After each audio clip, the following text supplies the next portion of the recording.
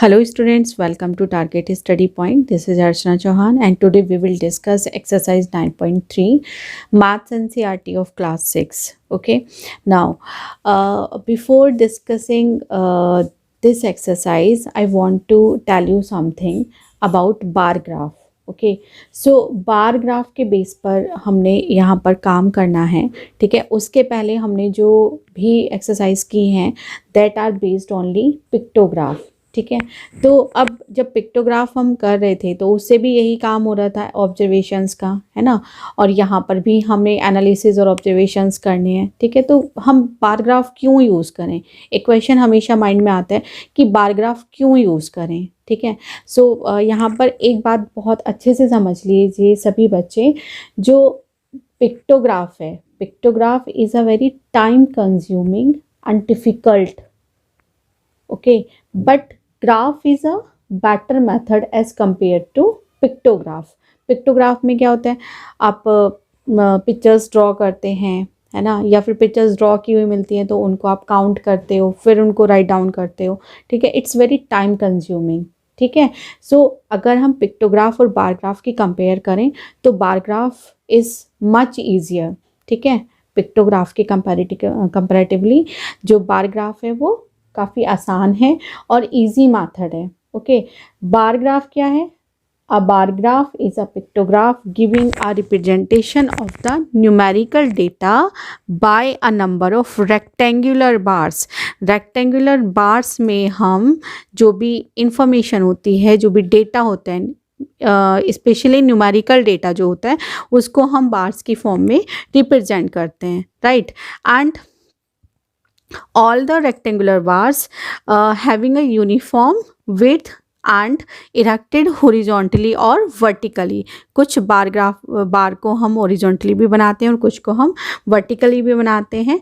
But क्या बात ध्यान रखनी होती है, they should have equal space between them. ठीक है, एक तो ये जो स्पेस होता है that should be equal, and ये जो विड्थ होती है इनकी बार की वो भी क्या होनी चाहिए, इक्वल होनी चाहिए. ये दो बातें हमने बार ग्राफ में ध्यान रखनी होती हैं. जब मैं बार ग्राफ आपको ऑन पेपर बनाना सिखाऊंगी तब मैं आपको ये बात पूरे अच्छे से एक्सप्लेन कर दूंगी. ठीक है, अभी चलिए क्वेश्चन नंबर 1 स्टार्ट करते हैं. The bar graph given alongside shows the amount of wheat purchased by government during the year 1998 to 2002.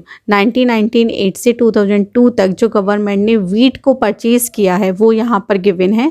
So read the bar graph and write down your observations in which year was. ठीक है, हमने इस bar graph को read करना है और यहाँ पर बताना है.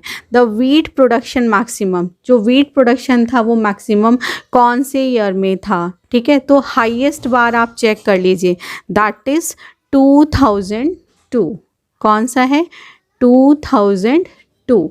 ओके, 2002 ईयर में सबसे ज़्यादा वीट परचेज किया गया है. Okay, wheat production was maximum. Okay, now the wheat production minimum. अब हमें बताना है कि वीट प्रोडक्शन मिनिमम कब रहा है. तो सबसे छोटे वाला बार ग्राफ आप चेक करोगे, जो स्मॉलेस्ट बार ग्राफ होगा, that is 1998. So it's answer is 1998. Okay, now question number 2 is observe this bar graph which is showing the sale of shirts in a ready-made shop from Monday to Saturday. हमारे पास एक bar graph है जो show कर रहा है sale of shirts in a readymade shop from Monday to Saturday. एक readymade shop, कपड़ों की शॉप है. ठीक है, क्लोथिंग की शॉप है जिसमें कि शर्ट्स की सेल होती है और मंडे टू सैटरडे का हमें यहाँ पर बार ग्राफ दिया हुआ है. And 1 unit length equals to 5 shirts. यहाँ पर इन्होंने स्केल, दिस इज स्केल. ठीक है, ये स्केल इन्होंने यहाँ पर लिया हुआ है. ठीक, तो इस बार ग्राफ के बेस पर कुछ क्वेश्चंस के हमें आंसर्स करने हैं. So here question number 1 is what information does the above bar graph give. जो ऊपर हमें ग्राफ गिवन है इससे हमें क्या इंफॉर्मेशन मिलती है. सो बहुत सिंपल सी बात है. किसके बारे में है ये, शर्ट्स की सेल के बारे में है. Okay, so you can write here this bar graph Yes, I'm writing only here. This bar graph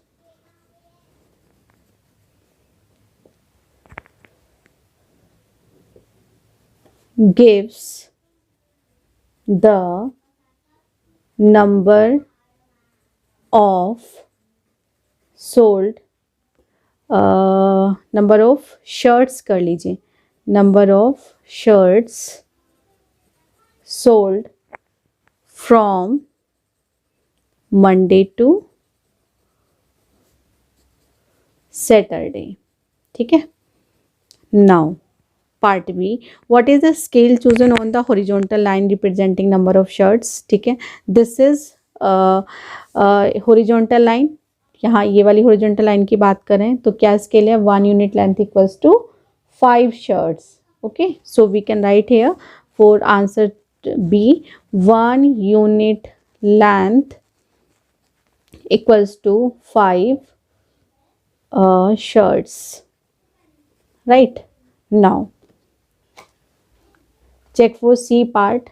On which day were the maximum number of shirts sold? How many shirts were sold on that day?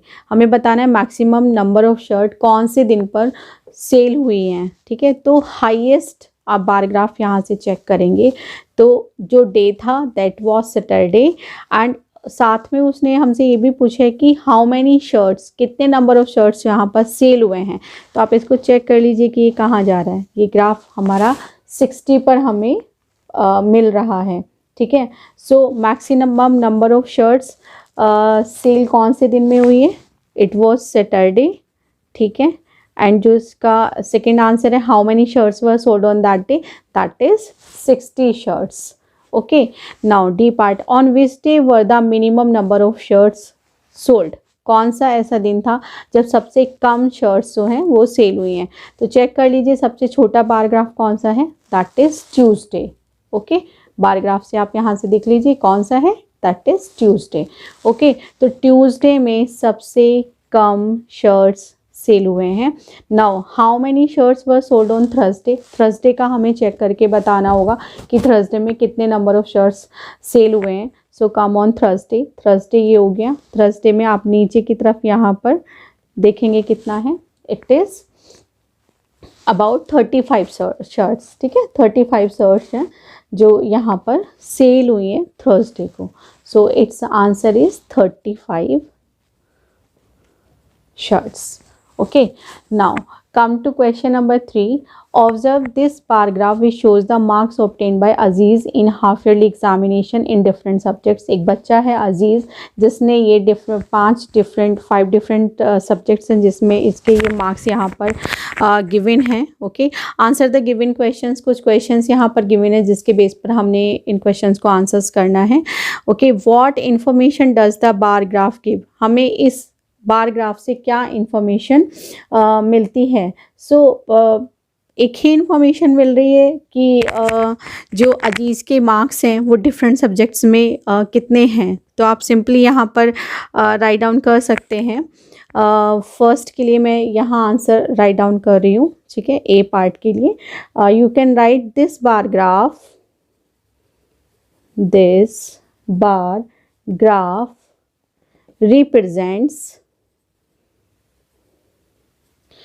represents the marks obtained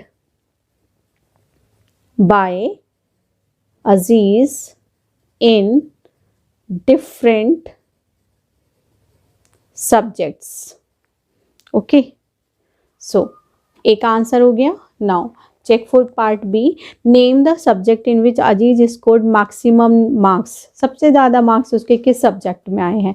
तो highest bar graph को हम check करेंगे. So this is Hindi, है ना. हिंदी में bar graph सबसे ज़्यादा मतलब हाईएस्ट है. सबसे हाईएस्ट बार ग्राफ जो है वो हिंदी का है. दैट्स वाई मैक्सिमम मार्क्स भी किस में होंगे, हिंदी में होंगे. Now name the subject in which he has scored minimum marks. तो सबसे छोटा वाला बार ग्राफ हमने यहाँ पर चेक करना होगा. So that is social science. Social science में उसके सबसे कम मार्क्स हैं. सो सोशल साइंस ये आंसर हो जाएगा सी का. Okay, now part D check करते हैं. यहाँ से पार्ट डी क्या होगा? यहाँ से state the name of the subject and marks obtain in each of the. हमें हर एक सब्जेक्ट के नाम लिखने हैं और कितने मार्क्स उसने हर एक सब्जेक्ट में लाए हैं ये भी हमने बताना है. ठीक है, so you can write name of the subject. First was Hindi, okay, and second one is English. Answer of D I am writing here, Hindi, English, and उसके बाद था मैथ्स. ठीक है, and after that science, and in the last it was social science. ठीक है, so check कर लेते हैं हिंदी में कितने मार्क्स उसके आए थे. ठीक है, बार ग्राफ इसके लिए हमें चेक करना होगा. सो बार ग्राफ यहाँ से चेक करते हैं. हिंदी में कितने थे उसके मार्क्स? 80. ओके, हिंदी में 80 थे एंड इंग्लिश में उसके मार्क्स यहाँ से चेक करो. हिंदी में 80 मार्क्स, इंग्लिश में 60 मार्क्स एंड मैथ्स में चेक करिए यहाँ से इट इज 70. ठीक है, एंड साइंस में कितने? 50 मार्क्स हो जाएंगे एंड सोशल साइंस में ओनली 40 मार्क्स. ओके, सो यहाँ से आप देखकर राइट डाउन कर सकते हैं. ओके, सो हिंदी में कितने मार्क्स थे? 80 एंड इंग्लिश में 60, मैथ्स में 70 एंड साइंस में 50. ओके, एंड जो सोशल साइंस सब्जेक्ट था देयर वाज ओनली 40 मार्क्स, केवल 40 मार्क्स उसके थे. ठीक है, I hope you understood it very well.